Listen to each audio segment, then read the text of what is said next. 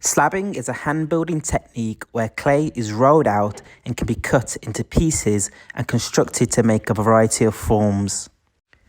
Hand building from slabs is a simple way to make a variety of different forms without the added cost or space requirement of using a potter's wheel. Using your palm or rolling pin, flatten the clay to a manageable thickness for rolling out. Remember to flatten the clay down incrementally. Don't hit the clay too hard as you don't want it to be thinner than your height guides. Roll out the clay, rotating and flipping occasionally. When rolling out the clay, the slab should occasionally be rotated 90 degrees and flipped over to ensure the clay particles are spread out evenly. Rolling between the guides results in a slab with an even thickness.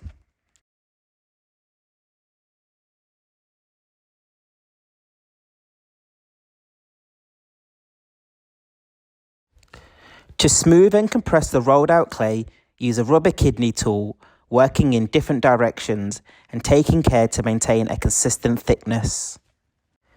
To avoid leaving marks in your slab when using a rubber kidney, slowly place it on the clay, and as you pull it off the clay, do it quickly. As you are smoothing the surface of your clay to remove the canvas texture, you are also compressing the clay. Compressing means pressing or squeezing together. Any cracks in the clay are being smoothed over by pressing the clay together to remove the gaps. The tool I have in my hands is called a potter's knife. You need to be very careful when using a potter's knife. Never cut in the direction of your fingers.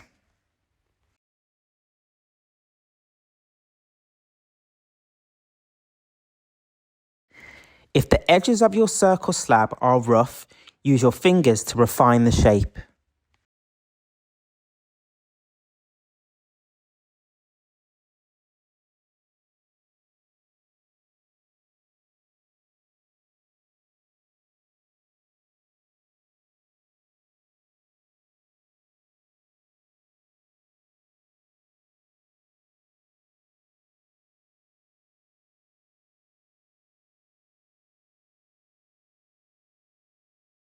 Clay does dry very quickly, so we need to wrap our circle slab with cling film. Next, you will need to spray your board so it is ready to make coils on. To create a coil, find a large enough piece of clay and roll it forward and backward underneath your hands, making sure the clay makes a complete 360-degree rotation.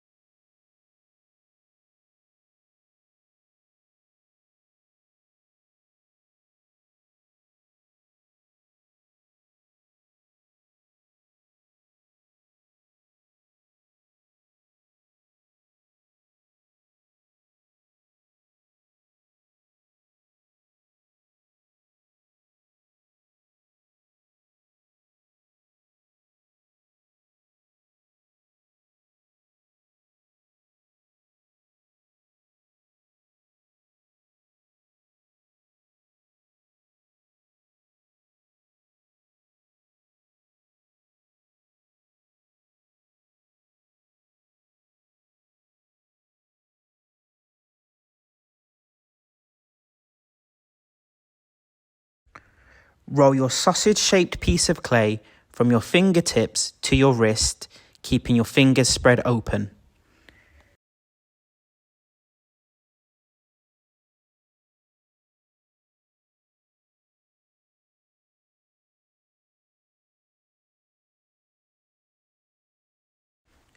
When you move your hands further apart from each other when you are rolling, your coil will become longer. This is because you are physically stretching the clay.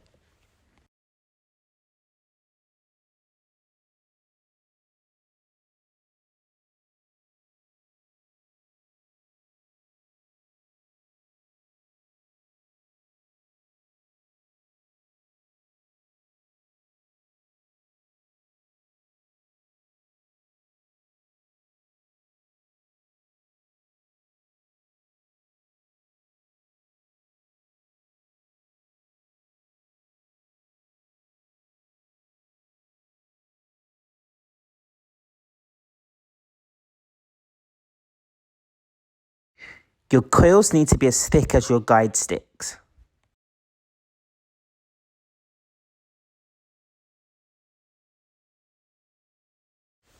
To fix an uneven section of your coil, move your hands together and focus all of your rolling on one area. If your coil becomes cracked, compress it with a wet finger to seal the cracks.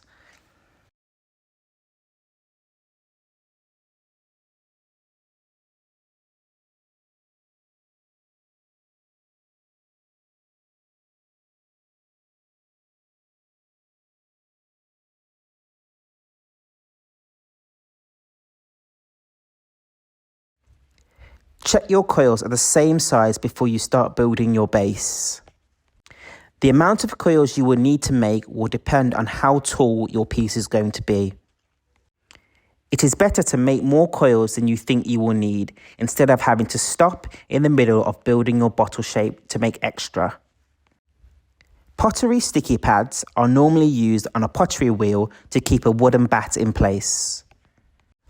Working on a wooden bat instead of the metal banding wheel will mean you are able to take your wooden bat and bottle away to dry instead of struggling to take both the metal banding wheel and the bottle together. Unwrap your base. Wrap your coil around the base so you know where you need to cut.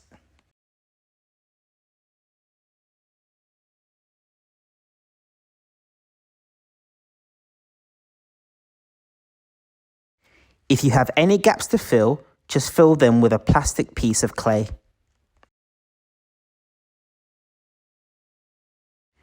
Using a potter's needle or any sharp clay tool, score a line that shows where you will need to score the clay. On this piece of clay, I used the potter's needle to score crosshatches. The more marks, the better. Only score the areas that will have slip applied to them.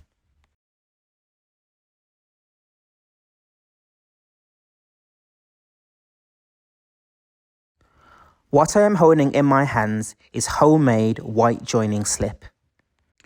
Joining slip can be made from pieces of excess clay left to slake in water until they have softened, then sieved to remove lumps and mixed to a desired consistency. The same type of clay must be used for the objects being joined and the joining slip. When you're ready, firmly press the pieces together. Slip can also be used to join separate pieces of clay together, for example, when adding a handle to a mug or joining two sections of a larger pot.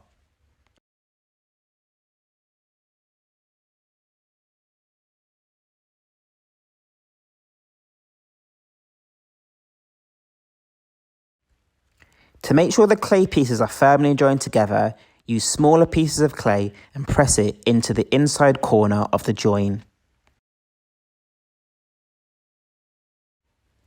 I used the rounded end of a wooden modelling tool to help with this.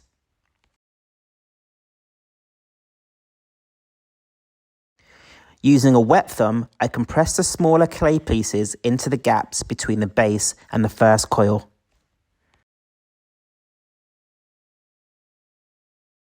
Next, roll out another smaller coil to fill the gap on the outside of your base.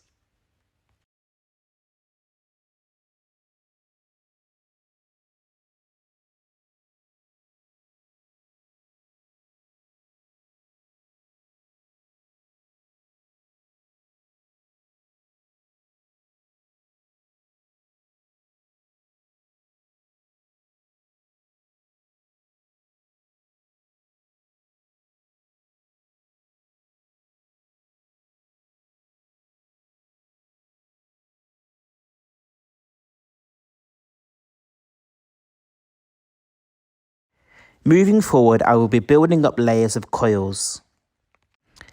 Lay the second coil on top of the first, pushing down with your fingers.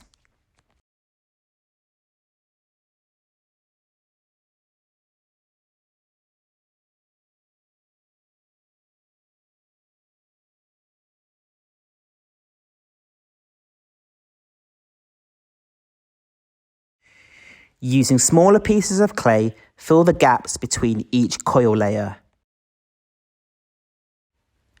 I used the rounded end of a wooden modelling tool to help with this.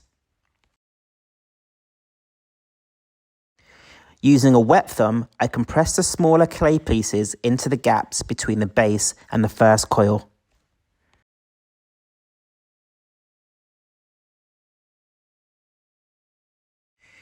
Using smaller pieces of clay, fill the gaps between each coil layer. By doing this, we can make the thickness of your bottle more uniform, which helps it to be stronger and dry at a more even rate.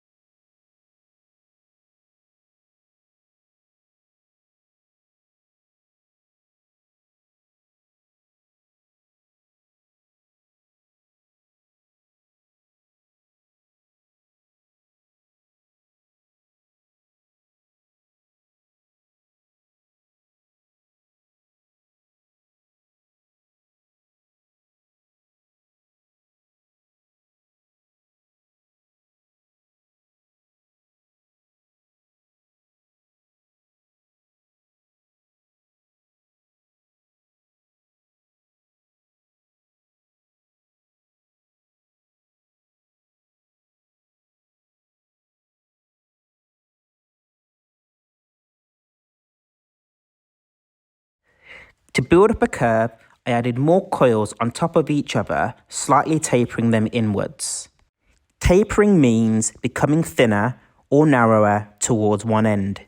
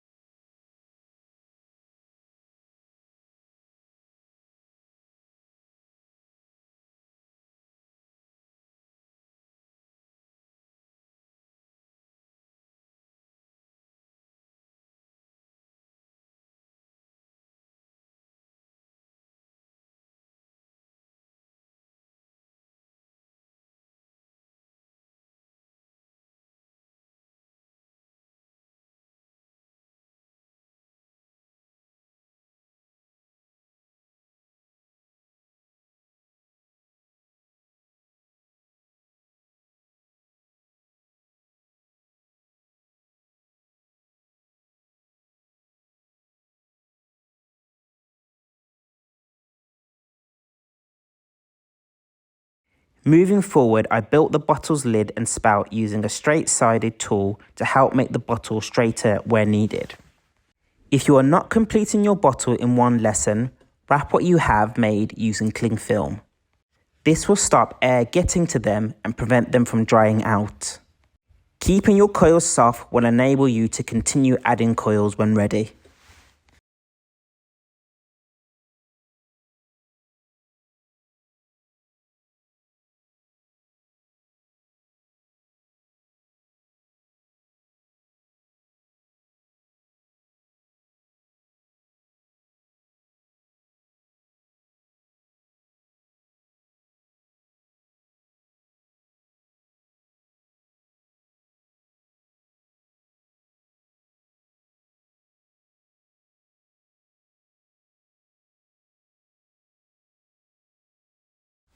After my sculpture was finished, I left it to dry for a week, put it into the kiln to be bisque fired, painted it with underglaze and a clear glaze on top. The piece was then put back into the kiln and fired one last time.